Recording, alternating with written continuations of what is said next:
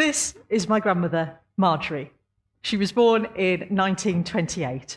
She left school at 14 and went to work in a factory, Midland Metal, not far from her home. All of her friends did the same. All of her siblings did similar things, leaving school to go to work in local industry. Nights out for my grandmother were spent at working men's clubs or at the dance halls, where she met my grandfather, Ray. It was a time when Britain was recovering from the Second World War, where a sense of community and connections to that community were really important. This is my mother, Joanna. She was born in 1959. She left school at 16 and went to college, where she trained to be a nursery nurse, later gaining qualifications in adult social care, during which time she met my dad, Lawrence.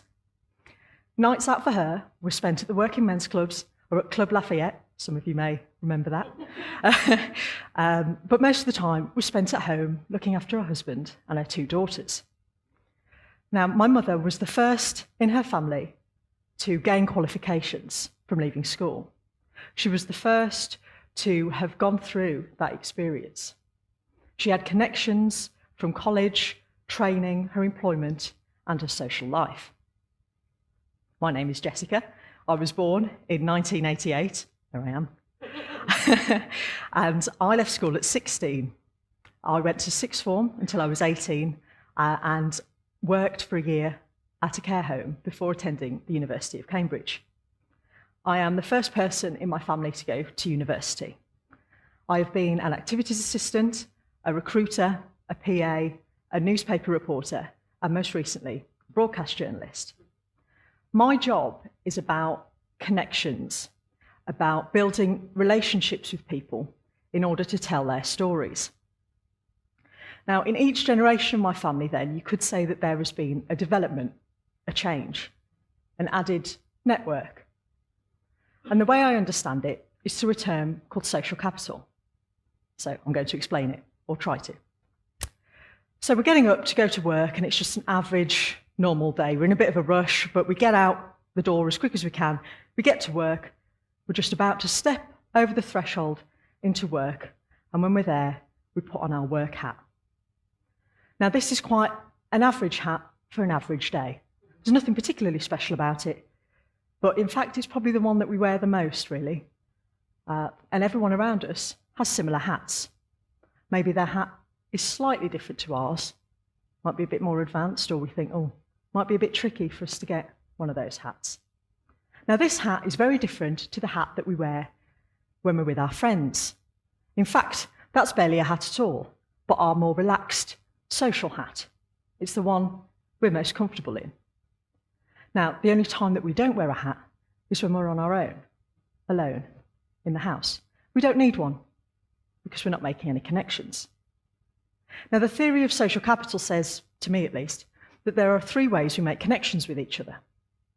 The first is bonding social capital, the second is bridging social capital, and the third is linking social capital. Now, bonding social capital is like the hat that we wear when we're with our friends. It's our most comfortable hat. It's one built through shared experiences. We may have similar political or religious views, but seeing those friends reinforces that social bond. Now, this is very different to the hat that we wear when we're at work. This is bridging social capital. This capital fosters social inclusion. It's a productive hat. Now, this is great when we're at work because it means that we can get what needs to be done, but may explain the sense of dread we feel when someone suggests something outside of the workplace, like after-work drinks. Our hat might be fine for work, but take that off. Do we really get on? Now, the third way we make connections to each other is linking social capital. Now, this is perhaps the capital that is in most short supply. It's the capital that links me to you, the perfect stranger, to the community. These links are harder to forge. So think about it. Do you know people in your community, outside of your comfort zone, outside of your usual hats? Like my nan, do you know your neighbours or the people down the street? Maybe in the council estate or in the posh bit. Now, in times of political and social division, it's easier to stick to the people whose hats we know and understand. I'm fine with all the connections I've got, thank you, I don't need any more. How often do we hear that? Now, linking social capital is about the people whose hats we don't like, the hats that we don't understand. Maybe their hats are too flash or a bit too worse for wear. Maybe they've got flags on them, symbols, patterns that look at other.